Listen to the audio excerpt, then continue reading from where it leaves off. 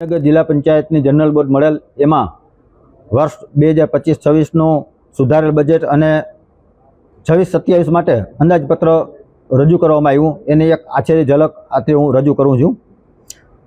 કુલ ભંડોળો 955.58 લાખની ખર્ચની જોગવાઈ કરી છે, જેમાંથી 242 લાખની પુરાંત સાથે 2026-27 વર્ષનું પુરાંત લક્ષી બજેટ છે, જેમાં મુખ્યત્વે સિંચાઈ અને બાંધકામ ક્ષેત્ર માટે 10 લાખની જોગવાઈ કરેલ છે, શિક્ષણ ક્ષેત્ર માટે 50 લાખની જોગવાઈ કરેલ છે, કુપોષિત બાળકો માટે અને 4 લાખની જોગવાઈ કરેલ છે, તેમજ આરોગ્ય અને સ્વાસ્થ્ય શિશુ યોજના અંતર્ગત 15 લાખની જોગવાઈ કરવામાં આવેલ છે, તેમજ રોગચાળા અને પશુ ચિકિત્સા માટે જોગવાઈ કરેલ છે, તેમજ પછાત વર્ગના અનુસૂચિત જાતિના વિકાસ માટે 70 લાખની જોગવાઈ કરવામાં આવેલ છે, તેમજ આફત સમય અણધારીએ કોઈ આફત આવે એના માટે આકસ્મિક ખર્ચ માટે 5 લાખની જોગવાઈ રાખવામાં આવેલ છે।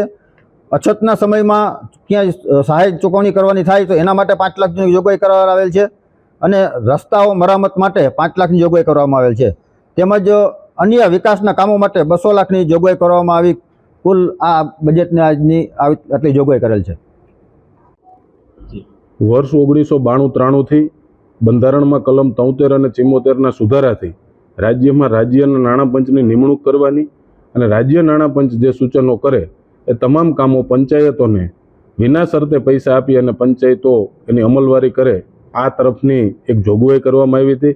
પરંતુ આપણી કમનસીબી કે 2002થી નાણાં પંચની તમામ ભલામણોનો ઉલાળ્યો કરી અને જિલ્લા પંચાયતોને ખૂબ જ ઓછા પ્રમાણમાં ગ્રાન્ટોની ફાળવણી કરવામાં આવી રહી છે। આજે જિલ્લા પંચાયત દ્વારા 9 કરોડ રૂપિયાનું બજેટ મંજૂર કરવામાં આવ્યું। આ બજેટ છે એ ખરેખર જો આંકડા ઉપર નજર નાખીએ તો ખરેખર હાસ્યાસ્પદ લાગે। આજે અતિ કુપોષિત બાળકોને પૂરક આહાર આપવા માટે થઈ અને માત્ર 4 લાખ રૂપિયાની જોગવાઈ આ બજેટમાં કરવામાં આવી। જામનગર જિલ્લામાં અતિ કુપોષિત બાળકોની ખૂબ જ સંખ્યા હોય એને માત્ર 4 લાખ રૂપિયાની ફાળવણી છે એ આ કુપોષિત બાળકોની મજાક સમાન છે।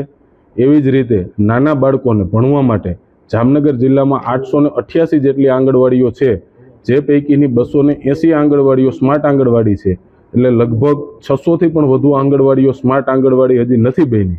21મી સદીમાં આધુનિક શિક્ષણની વાતો કરતી સરકારે અને આ ભારતીય જનતા પાર્ટી શાસિત જિલ્લા પંચાયતે સ્માર્ટ આંગણવાડી બનાવવા માટે માત્ર બજેટમાં 50,000 રૂપિયાની જોગવાઈ કરવામાં આવી।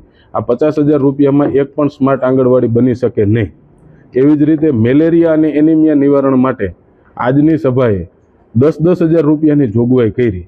10,000 રૂપિયાની જોગવાઈ છે આ ખરેખર મજાક સમાન છે। એવી જ રીતે શાળાએ ન જતી બાળકીઓના કૌશલ્ય માટે થઈ અને જરૂરી પ્રવાસ અને તાલીમ જિલ્લા પંચાયત અવારનવાર ગોઠવતી હોય છે, પરંતુ આજે જિલ્લા પંચાયતના શાસકો દ્વારા આમનો હેડ બંધ કરી અને જે બાળકીઓ અમુક સમસ્યાઓને લઈને સ્કૂલે ના જઈ શકતી હોય એમના ભાવિ સાથે ચેડા કરવાનું કામ કર્યું। એવી જ રીતે આપણા રાજ્યપાલ શ્રી જ્યારે પ્રાકૃતિક ખેતીને અને સરકાર પણ જ્યારે પ્રાકૃતિક ખેતીને ખૂબ મહત્ત્વ આપવાની વાતો કરતી હોય એ પ્રાકૃતિક ખેતી માટે થઈ અને જિલ્લા પંચાયતે માત્ર 20,000 રૂપિયાની 9.5 કરોડના બજેટમાં જોગવાઈ કરી। એવી રીતે જ બંધારણીય જોગવાઈ થયેલ છે કે ટોટલ બજેટના 7% બજેટ ઓબીસીને અને 7% બજેટ SC/STને આપવાનું હોય। આજે જે બજેટમાં ફાળવણી કરવામાં આવી એમાં માત્ર 70 લાખ રૂપિયા ઓબીસી અને SC/ST સમાજને આપવાની વાત કરવામાં આવી। એમાં 7%ની જે જોગવાઈ છે એ નિયમનો ઉલાળ્યો કરવામાં આવ્યો છે અને આફત સમયે 5 લાખ રૂપિયાની બજેટમાં જે જોગવાઈ છે મને એ નથી સમજાતું, ના કરે નારાયણાને કોઈ આફત આવે તો ત્યારે 5 લાખ રૂપિયામાં જિલ્લા પંચાયત છે એ શું કામ કરી શકે। આવી જે હાસ્યાસ્પદ ફાળવણીઓ બજેટમાં કરવામાં આવી છે એ જોતાં આ બજેટ છે એ તદ્દન પાયાવિહોણું છે। આ બજેટથી ક્યાંય કોઈનું કલ્યાણ થઈ શકે એમ નથી। જિલ્લા પંચાયતના હાલના સત્તાધીશો છે એ માત્ર ફોટા પડાવવા સિવાય જમીન ઉપર કોઈ કામ થઈ શકે એ રીતે સમગ્ર જિલ્લા પંચાયતના રોડ રસ્તાઓની હાલત ખરાબ છે। મોટાભાગના ચેકડેમો જિલ્લા પંચાયત હસ્તકના તૂટેલા છે, ત્યારે ત્યાં નાણાં વાપરવાના બદલે માત્ર દેખાડા કરવા પાછળ નાણાં ખર્ચવાનું આ બજેટ લેવાય એને હું સખત શબ્દોમાં વખોડું છું।